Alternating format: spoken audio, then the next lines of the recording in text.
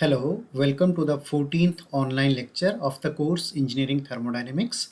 In the previous lecture, we have discussed some of the concepts related to the entropy rate equation and how entropy rate equation can be implemented for control volume systems. And then we have seen some of the implications of entropy conservation for different types of control volume systems, particularly with applications for turbines, pumps, and nozzles.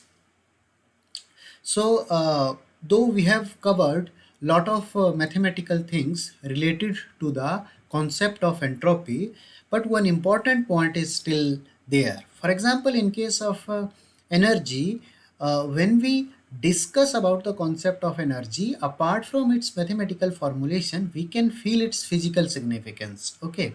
However, in case of entropy, though we have learned so many formulations for the concepts related to entropy, but still we are not much clear about its physical significance. So let us highlight few of the points with the help of which we can start getting some insights of the concept of entropy. Okay. So entropy is actually very kind of a complicated term because uh, we are understanding that it's a thermodynamic property, but how physically it is related. For example, if we are having potential energy, we know that it is something which is related to the elevation of the system. Then if we are talking about kinetic energy, it is having something to do with the flow which is happening within the streams. Okay, so like in all these terms we can physically relate the phenomenon. However, over here, in majority of the discussions related to entropy, we will be finding that it will be very difficult to relate its importance to the physical aspects. Okay, so the very easiest way of understanding the entropy is that for example, when a system is undergoing certain process, and if we are saying that it is producing less amount of work whatever it could have done if the process would have occurred in an ideal way, so that difference of work whatever we are getting, that is something being consumed in terms of the generation of the entropy. Okay, so how we can relate? So we can say that if we are having any system where we are having more generation of entropy, it means that type of system will be having lesser efficiency. Okay, now let us try to see the concept of entropy at the microscopic levels, okay, or at molecular levels. So particularly when we define certain property, whether it's entropy, whether it's energy, whether it's kinetic energy, potential energy, internal energy, generally for any system we define the properties, the thermodynamic properties of the system after taking some statistical average of large number of molecular atoms which are associated with the substance. Okay, for example, if we are having certain amount of gas, so inside that gas we will be having large number of molecules, large number of atoms which will be undergoing either translation motions, vibrations, and different states of their kinetic energies. So it means the average of all these quantities will be giving us or defining us some mean property, that is something which we use in our macroscopic considerations. Okay, so it means I can say that if I have some value of entropy for at a given thermodynamic state. So what we are now saying that we are having entropy at a given thermodynamic state. So obviously whatever this entropy we will be having, corresponding to this entropy, we may have large number of molecular states. Okay, so we may have large number of molecular states which will be resulting in same amount of entropy for a given thermodynamic state. So it means the main distinction, whatever I want to make it over here, is that entropy at a given thermodynamic state. Okay, so this is something nothing but a macroscopic quantity. So over here we are talking about a macroscopic quantity, and over here we are talking about the molecular level.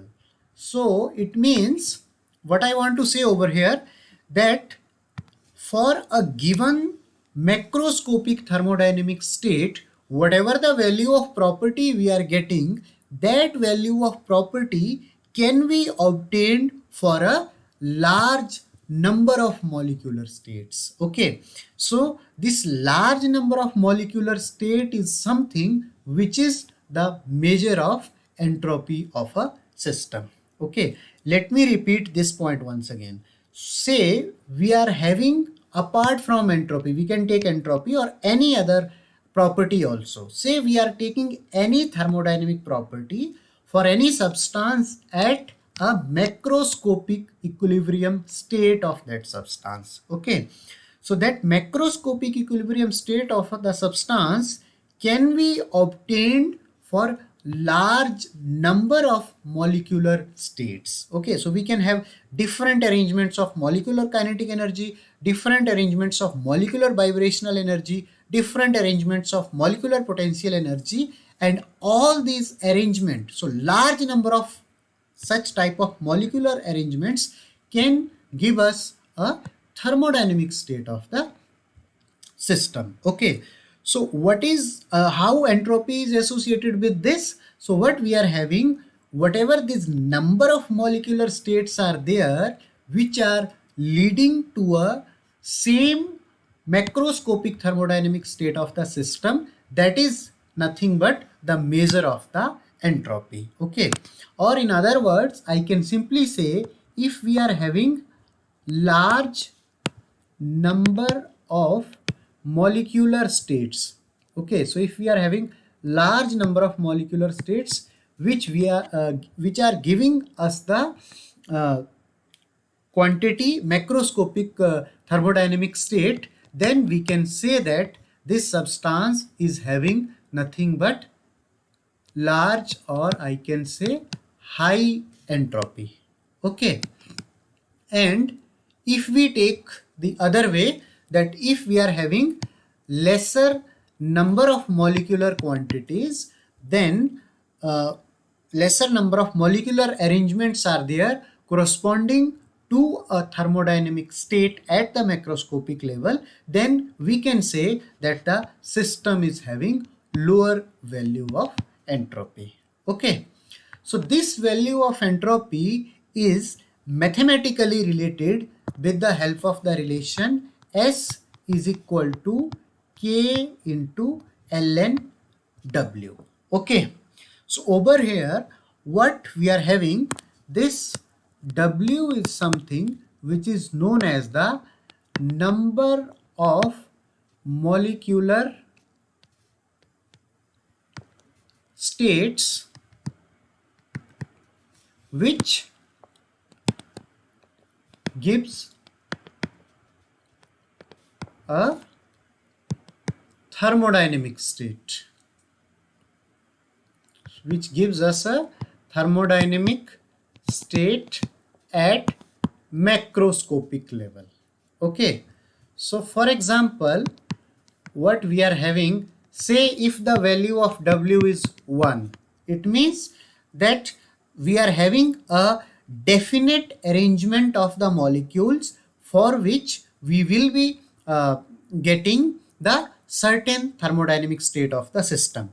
In that case, what will be happening, as S is equal to K into ln of W, we will be having K into ln of 1, and as ln of 1 equal to 0, we will be finding that entropy of the system is equal to 0. In this equation, this K over here is nothing but equal to Boltzmann constant. Okay, so this K is nothing but equal to Boltzmann constant. Okay, so from this equation, we can clearly see that when we will be finding that the value of W will be increasing, as we will be getting the higher values of the W, we will be having the higher values of entropy. Okay, so this W, as I stated over here, it is nothing but our number of molecular states, which gives us a thermodynamic state at macroscopic level. So if we are having only one molecular state, means only one molecular arrangement which is leading to a macroscopic thermodynamic state, in that case we will be finding that our entropy will be equal to 0. Okay, and as long as the number of molecular arrangements will be increasing which are leading to a single thermodynamic state, our value of entropy will keep on increasing. So this is nothing but the physically we can say that as the randomness within the system will be increasing, that will be leading to the increase in entropy content of the system. Now this parameter which I have presented over here, W, this is sometimes known as the thermodynamic probability. Okay, so this parameter is also known as a thermodynamic probability.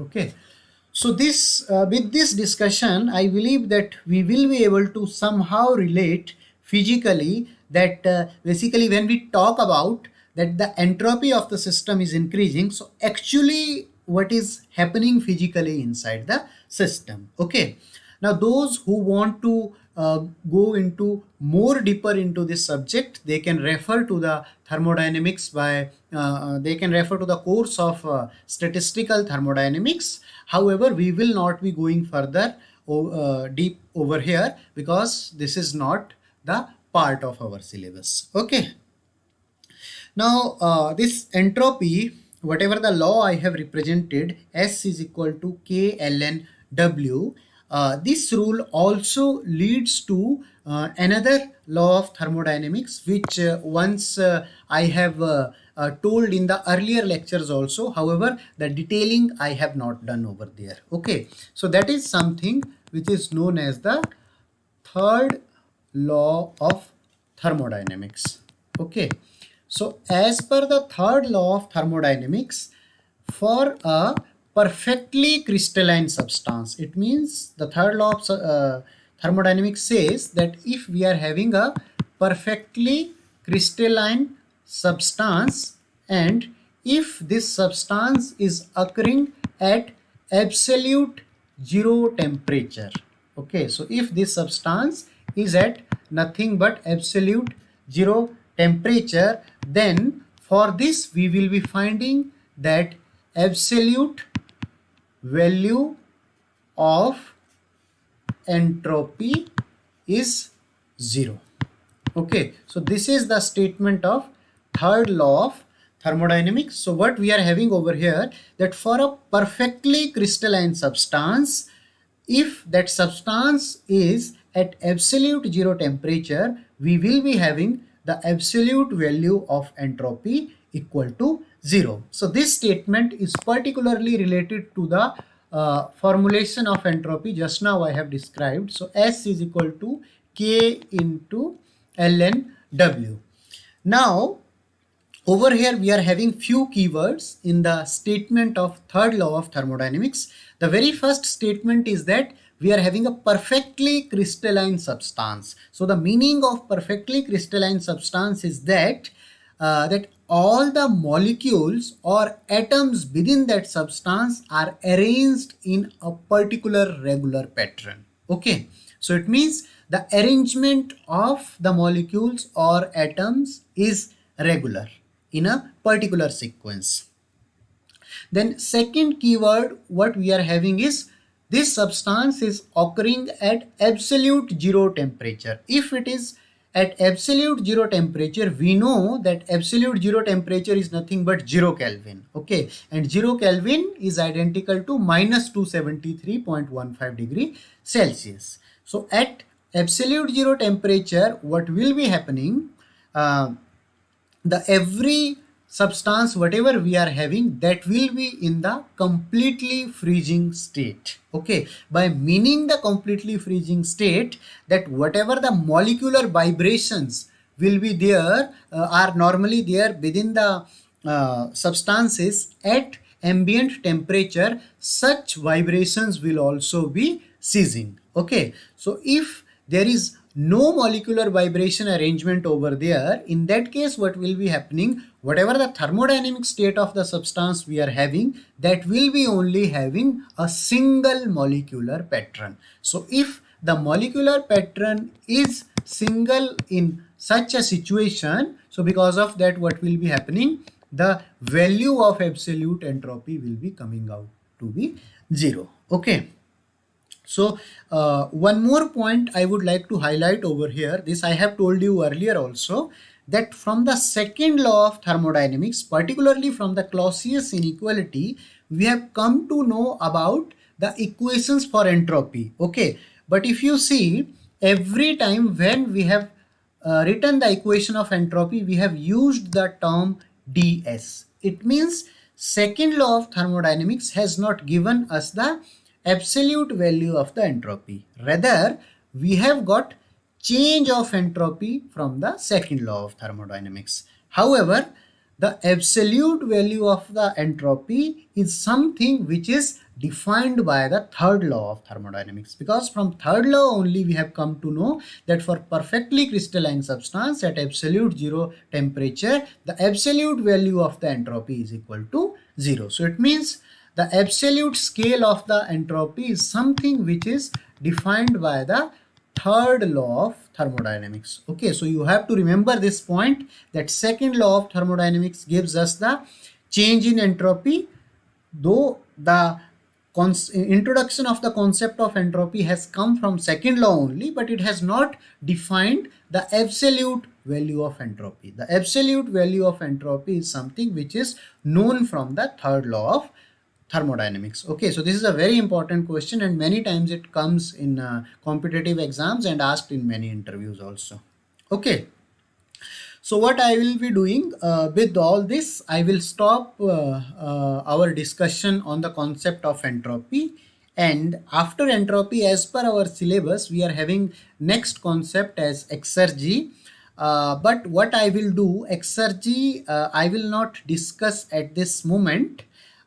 So rather I will start with the concept of power cycles, and the concept of exergy I will discuss at the end, depending upon the availability of the time. At least one lecture I will take for exergy, and if time permits then we will go further deeper into the concept of exergy. Okay, so now what I will be doing, now I will start with our next concept. So let us start the next concept of power cycles, and particularly we will be now talking about the power cycles which are involving phase change. So power cycles we will be doing with phase change.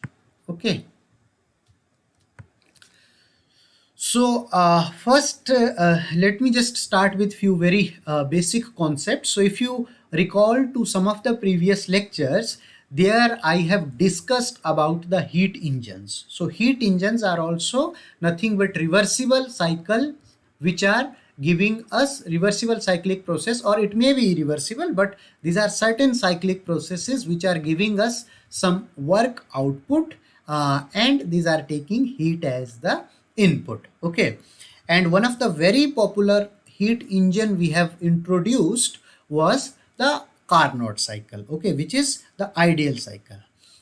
uh, Now what we will be doing over here, particularly we will be introducing some of the power cycles which are important from the practical aspects, and which are particularly used in our actual practical scenarios. Okay, So before that, let me just give brief recapitulation of some of the concepts from our previous lecture. So one of the very important concept which I would like to bring over here is from the concept of Carnot cycle. So if you remember, in the Carnot cycle, we have discussed two types of system. The first system was steady state.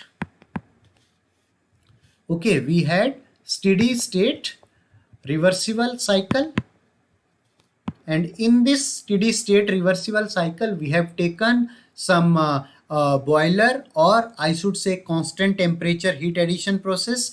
Then we have taken a reversible adiabatic expansion, then we have taken one condenser, and then we have taken once again reversible adiabatic compression. Okay, and another system we have taken over here was nothing but reversible piston cylinder arrangement.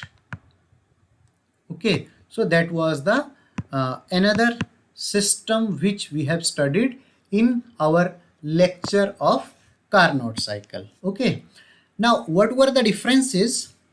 This was involving nothing but our four different control volumes which were arranged in a cyclic manner, and over here we were having nothing but a control mass system, and inside this control mass system all the phenomenon were happening.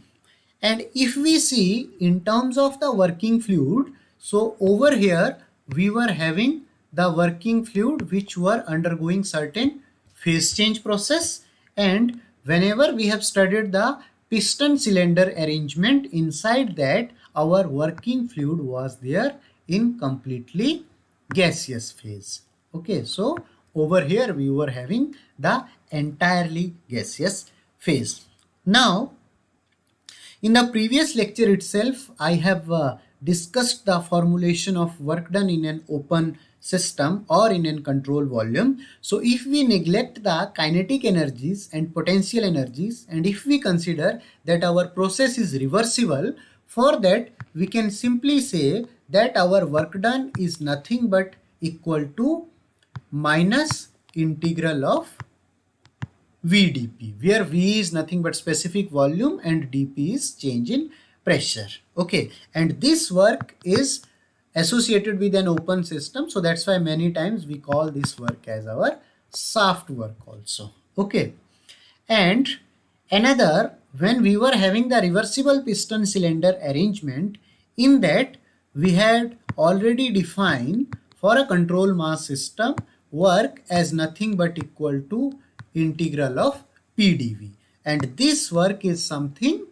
which is associated with the expansion of the boundary of the control mass, so that's why it is also known as boundary work or displacement work. Okay, apart from this, what we have done, whether we were taking the first arrangement or we were taking the second arrangement, in both the arrangements what we have done, we have considered that our cycle was involving four different processes. Okay, so let me now plot all these four processes on a PV diagram. So this is my PV diagram. So what was happening, say this is some high pressure line, okay, and this is some low pressure line. So if I start from the pump inlet, so what was happening, 1 to 2, the pressure was increasing, so this was the process 1 to 2, then 2 to 3, heat was being added, so this is the process from 2 to 3, then 3 to 4, certain expansion was taking place, and then 4 to 1, once again the rejection of the heat was happening. Okay, now as I told you that there are large number of ways available by which we can actually produce work output. Okay, so two different possibilities, like using the four different components in an a steady reversible control volume arrangement, or using a control mass piston cylinder system. Two different this type of arrangement just now I have described in the previous slide. Okay, Now let us take the first arrangement where we are having four different control volumes arranged in a cyclic manner. Okay, so if we are having four different control volumes, in that case what will be happening, from process 1 to 2 we will be having, or if I write the total work during the entire cycle will be nothing but equal to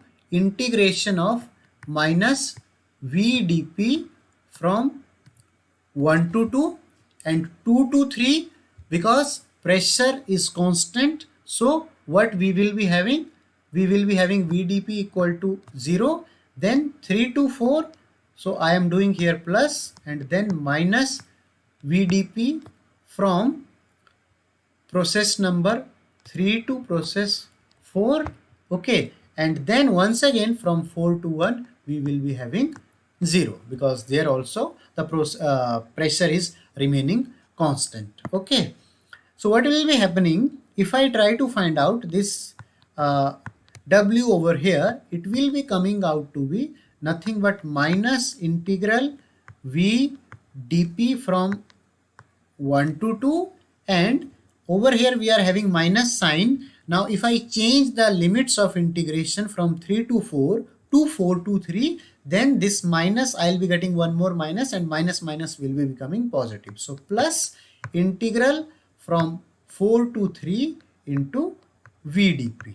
Okay, so this is the expression of the work which we have got for this cycle. Okay, now already we know that the VdP work is nothing but area. So if I draw the VdP work for process 1 to 2, so I will be finding this area as our VdP work. Okay, similarly if I have to draw this for process 3 to 4, then I will be getting this entire area whatever I am drawing over here with the help of the red lines. So these red lines are nothing but representing the entire work from process 3 to 4. Okay, now what we are having for the entire cycle, this VdP part is actually dominating part. Okay, because the pressure of point 3 is greater than the pressure of point 4, so that's why this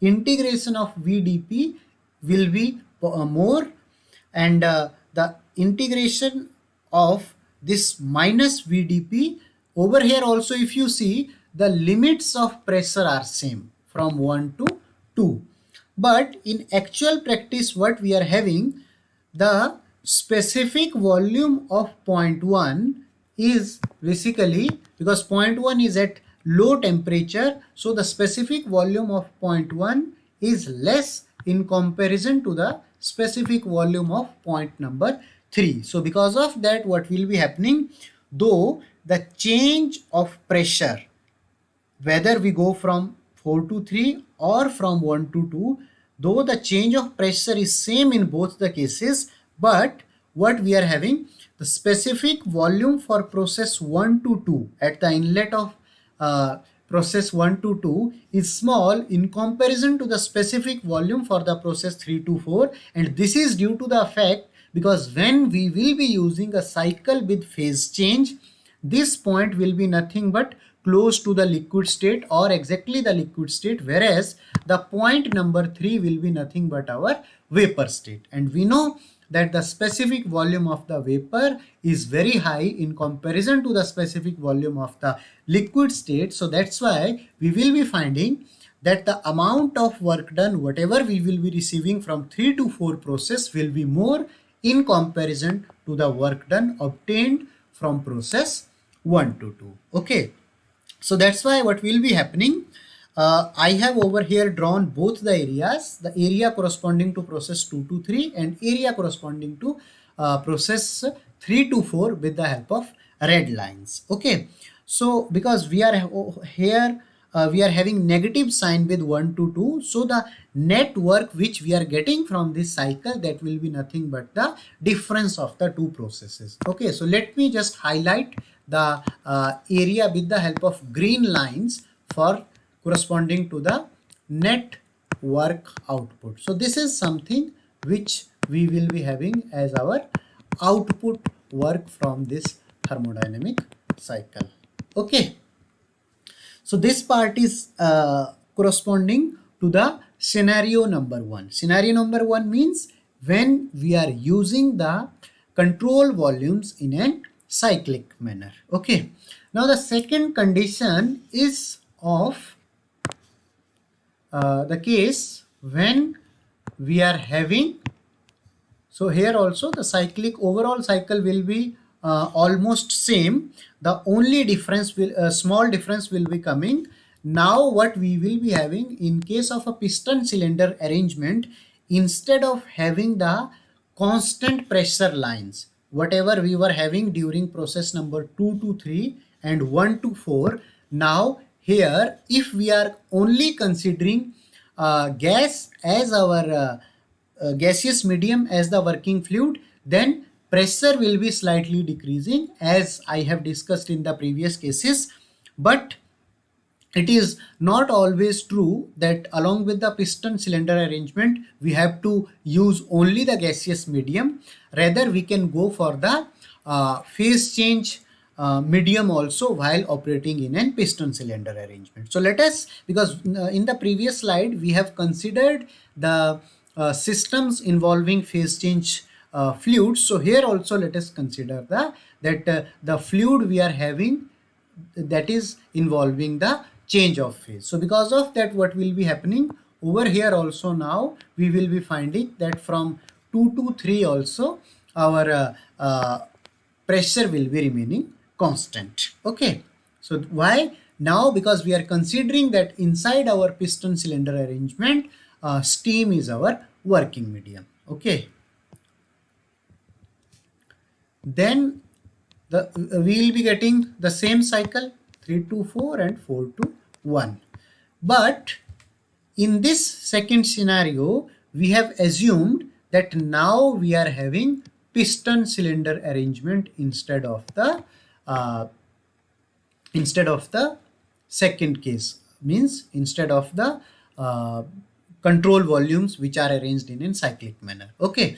So over here, what will be our work output? Because piston cylinder arrangement is nothing but a closed system. Okay. So in case of a closed system, we know that work done is given by nothing but equal to PdV, because what will be happening? The boundary of the system will be displacing with the displacement of the piston, and because of that we will be getting work in terms of displacement work or boundary work. Okay, so we will be having PdV from 1 to 2 plus integral PdV from 2 to 3 plus integral PdV from 3 to 4, and similarly we will be having integral PdV from 4 to 1.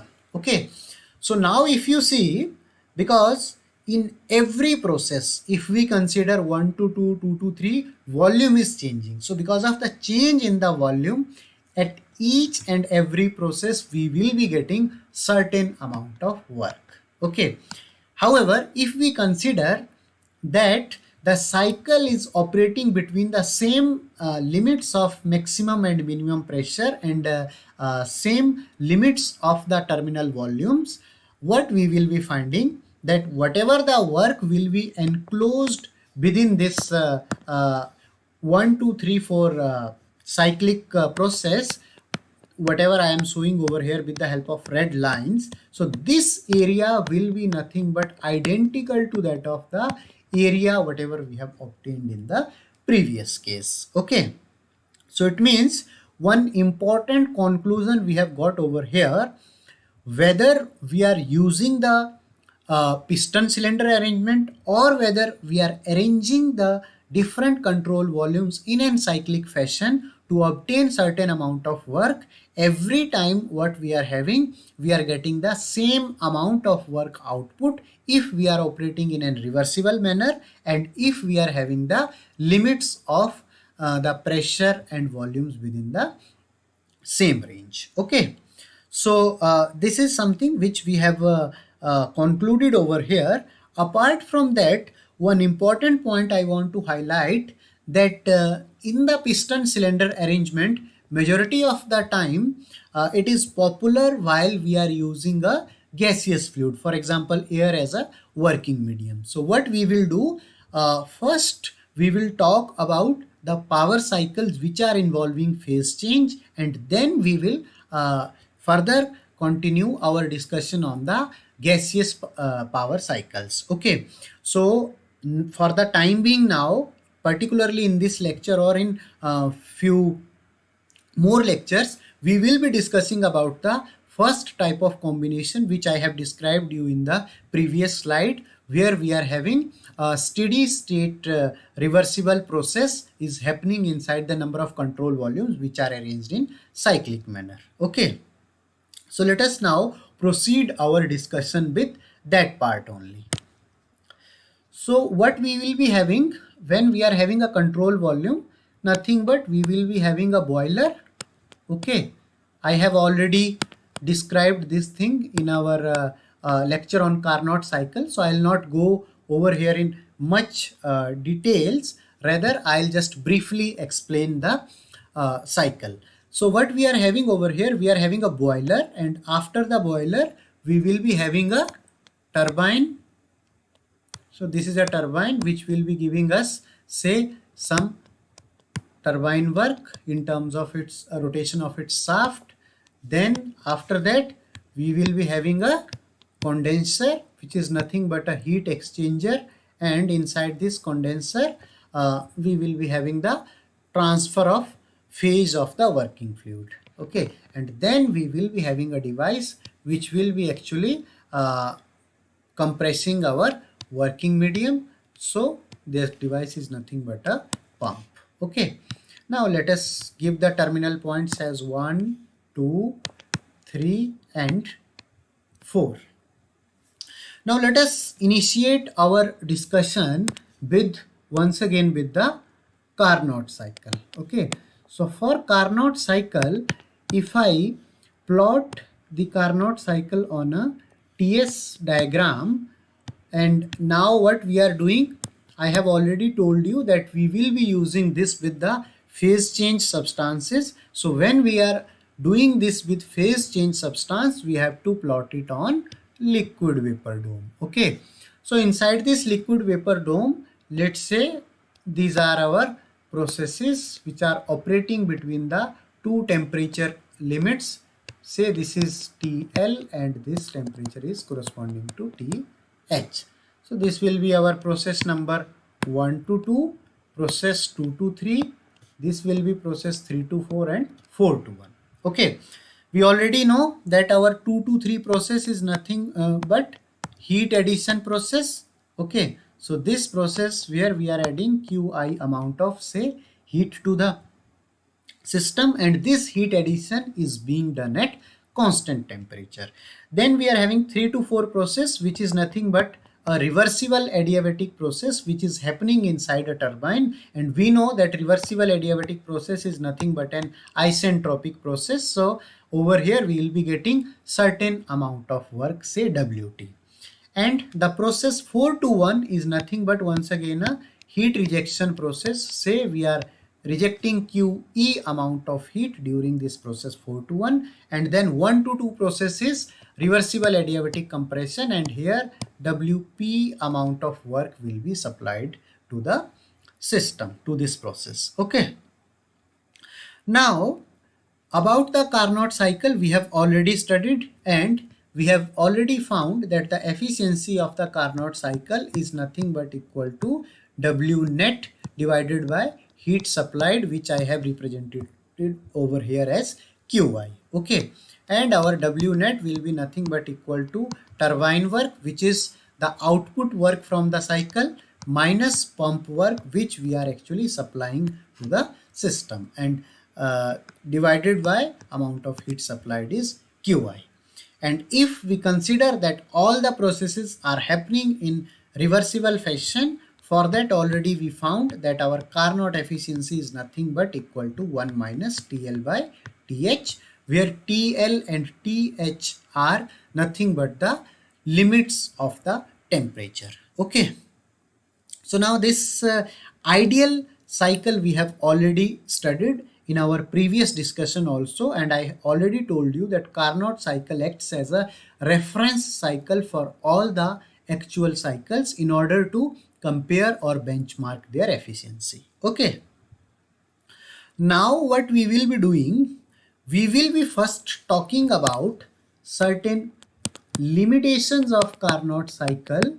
Okay, that what are the limitations of, now which Carnot cycle we are studying over here? Now we are studying the vapor power Carnot cycle, because over here we are having working medium as vapor, and as this is a work producing device, so we will be calling it as power and power cycle. And then because all the processes are identical to that of the Carnot principle, so that's why we are calling it as vapor power Carnot cycle. So let us first point out that what are the limitations of vapor power Carnot cycle.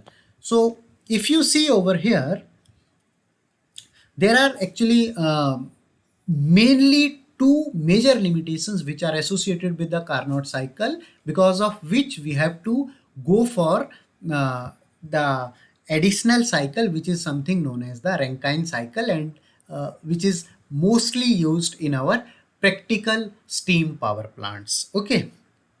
So let us first discuss that what are the limitations of Carnot cycle, and then later on we will be discussing about the improvements and its conversion towards a Rankine cycle. Okay.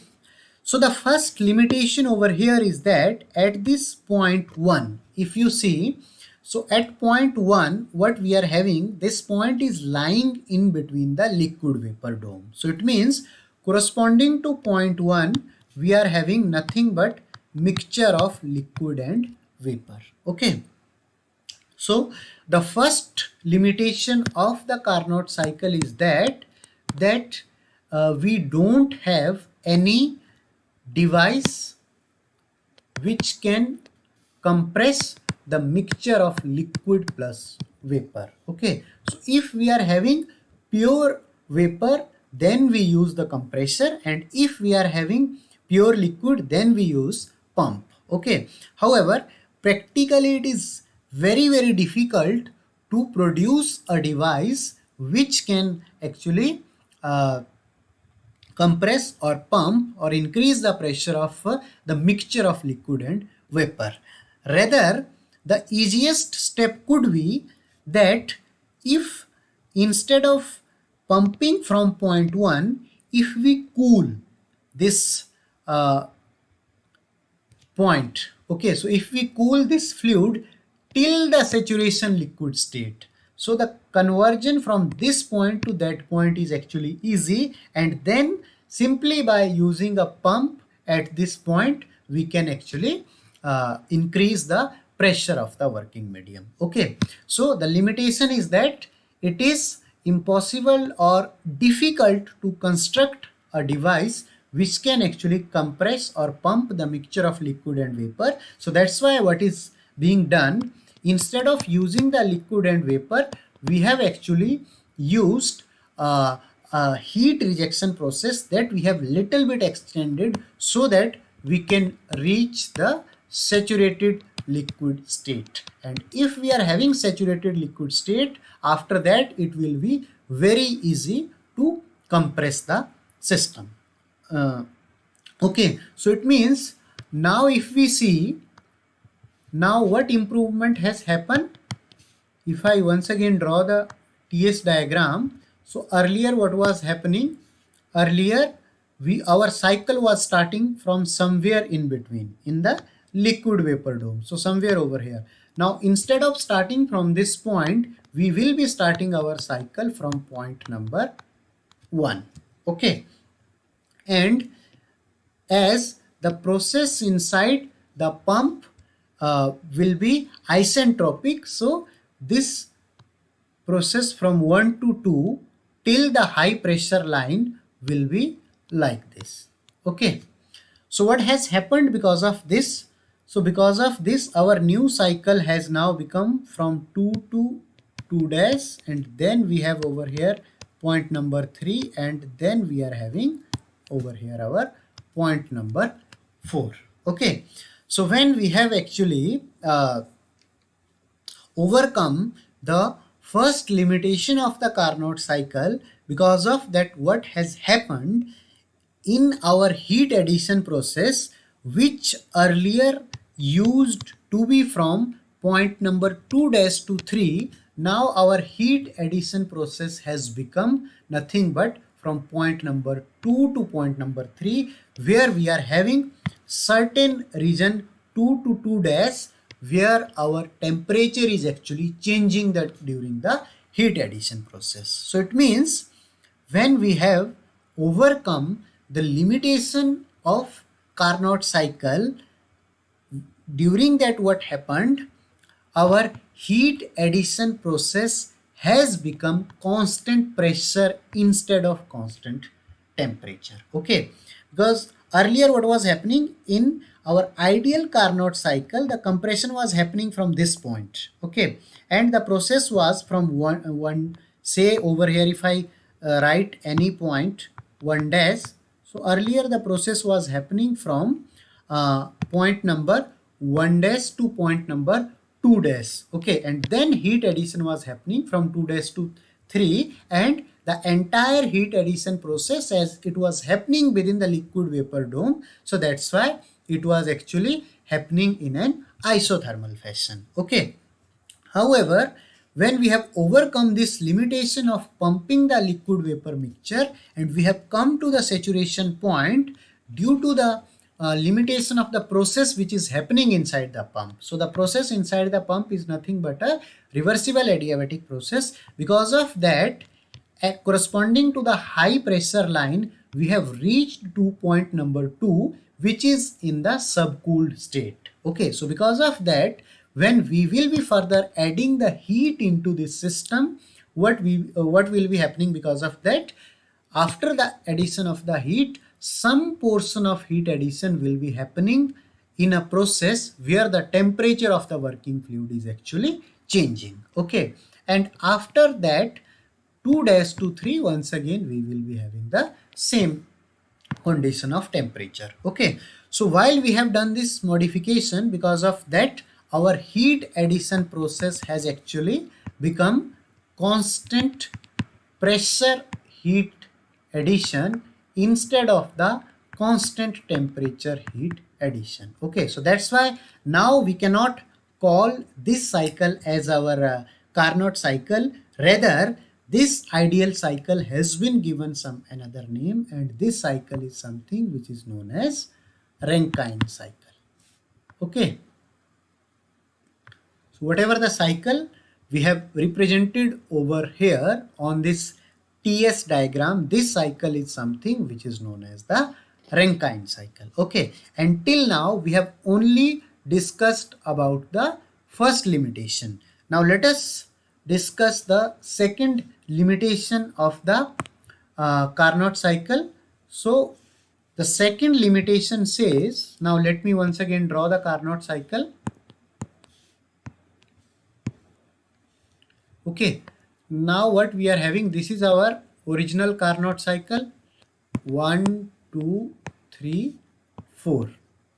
So what is the another limitation? Another limitation is that over here what we are doing, we are expanding the saturated vapor on the turbine. Okay, so when this saturated vapor is expanded on the turbine, during the expansion process from point number 3 to point number 4, near the outlet of the turbine, we are having the formation of mixture of liquid and vapor. Okay, so due to the formation of significant amount of vapor, significant amount of liquid, what we will be finding that there will be formation of large number of droplet population. Okay, because over here we were having the pure vapor phase, and when this expansion has taken place, this vapor has converted into liquid. So there will be formation of large number of droplets within the turbine. Okay, and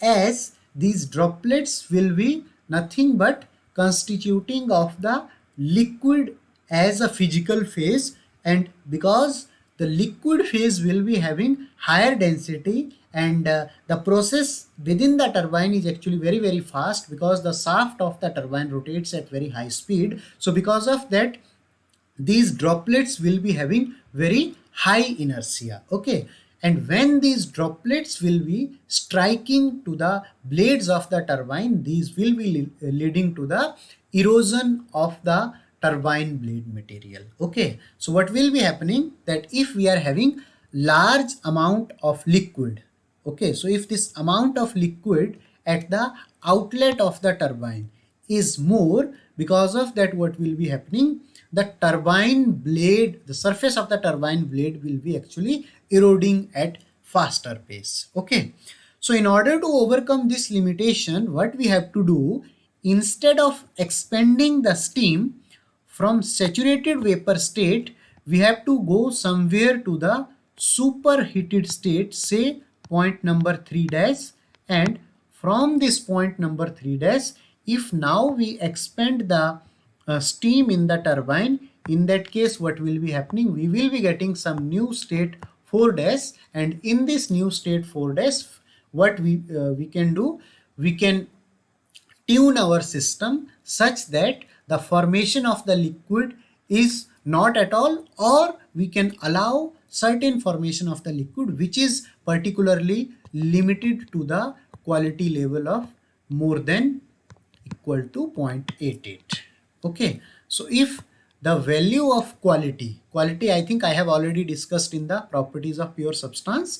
So quality, nothing but it represent that how much is the amount of vapor within the system. So if quality is 0.88, it means we are having more fraction of the vapor and very less amount of liquid within the system. Okay, so if we are having less amount of liquid, it will be actually increasing the life of the turbine operations. Okay, so that's why the second alternate way is to go to point number 3 dash instead of 3. Okay, so now this process from 3 to 3 dash, if you try to see on the TS diagram, the constant pressure line is something like this. Okay, so it means when the steam is moving from point number 3 to point number 3 dash, during that time, if you see, the pressure of the steam is actually decreasing because constant pressure lines will be something like this. Okay, so it means if say this is at pressure P1, if this point is corresponding to pressure P3, so the pressure P3 is less in comparison to pressure P1. It means if the process 3 to 3 dash has to occur, during this process, if we have to heat the steam, this has to be done along with the expansion. Okay, because during 3 to 3 dash, what is happening? Pressure P1 is changing to P3, which is less than P1. So it means the expansion of the steam is happening from 3 to 3 dash. And if we allow only the expansion, then the process 3 to 4 should happen. Now, if along with the expansion, we have to also maintain the temperature of the system, then during this process 3 to 3 days, we have to add certain amount of heat. Means the rate at which expansion is taking place, at the same rate we have to add certain amount of heat also. Okay, so what we have come to know, that the process, during the process 3 to 3 days, what we have to do, the rate at which steam is expanding, at the same amount of rate, in order to compensate for the decrease in temperature, we have to increase the we have to add the heat also. Okay, so once again, this process 3 to 3 days is actually very challenging. Okay, this process is very challenging and it is very difficult to achieve. So due to this difficulty, another alternative has been taken where the steam has been heated from point number 3 to point number say 3 double dash. Okay, this I am writing over here as 3 double dash. Okay, so let me plot this on a new diagram. So what I am saying over here that this was our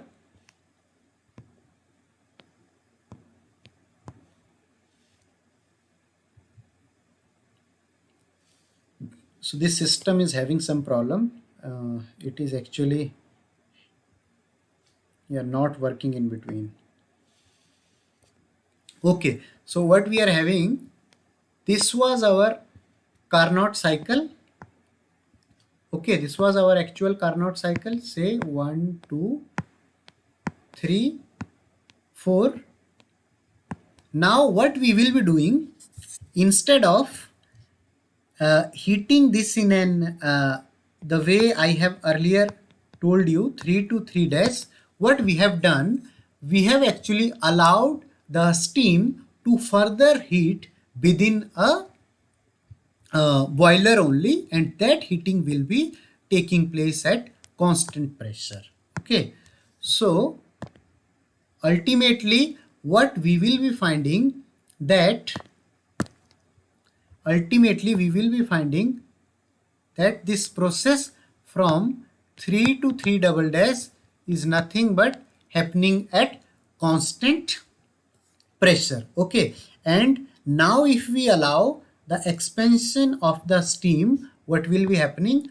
Quality at the exit of the turbine will be actually improving. Okay, so now if you see during this process 3 to 3 days, what is happening basically?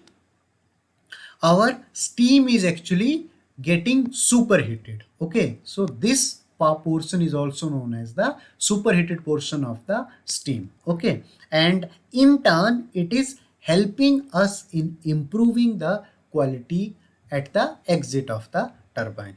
So this is the another improvement which has been done in the Carnot cycle towards the achievement of a practical cycle which can be employed in industrial systems. So ultimately, now if I include both these improvements in our actual cycle, so what we will be getting finally we will be finding a cycle which is operating something like this. Okay, so let me show the processes with different color. This is process number 1 to 2. Then say we are having process number 2 to 3. Then we are having process number 3 to 4. Now this point number 4, it can be inside the liquid vapor dome, but the only thing is that the quality corresponding to 0.4 should be always greater than equal to 0.88. Okay, so after all these improvements, whatever the cycle we have got, this cycle is something which is known as Rankine cycle. Okay, and this Rankine cycle is something which is used in all the practical scenarios. Okay, so over here also, because processes are identical, the only process has changed is heat addition process. So now instead of isothermal heat addition, we are having isobaric heat addition process. Okay, now what this cycle has actually resulted in resulted on the performance of the overall system, that we will try to see in the subsequent lecture.